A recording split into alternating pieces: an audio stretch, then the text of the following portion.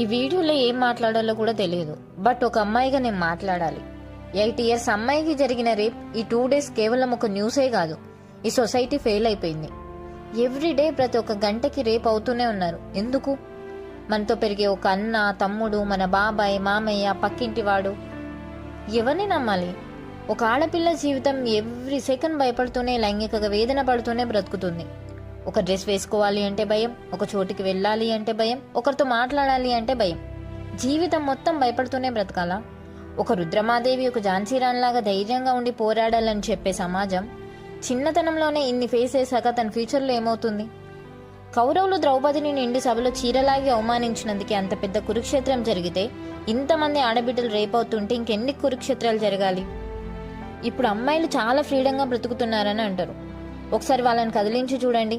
ప్రతి అమ్మాయి ఏదో ఒక సిచ్యువేషన్లో ఇలాంటి ఒక ఇన్సెక్యూరిటీ ఫీలింగ్ ఫేస్ చేసే ఉంటుంది. అది బస్సులో అయినా, కాలేజీలో అయినా, రిలేటివ్స్, క్రౌడ్స్, ఎవ్రీవేర్. ఆలోచించండి, ఒక మనిషిగా మనం ఏం చేయగలమని. తప్పు జరగాక పోలీస్ కోర్టులు చూసుకుంటే జరగకుండా చూసుకోవాల్సింది మనమే. అమ్మాయి ఎంత జాగ్రత్తగా ఉన్నా అబ్బాయి బుద్ధి మారినప్పుడు ఇవి జరుగుతూనే ఉంటాయి. సమాజంలో బ్రతికే హక్కు అందరికీ ఉంది. స్వేచ్ఛగా బ్రతికే హక్కు ఆడపిల్లకు కూడా ఉంది.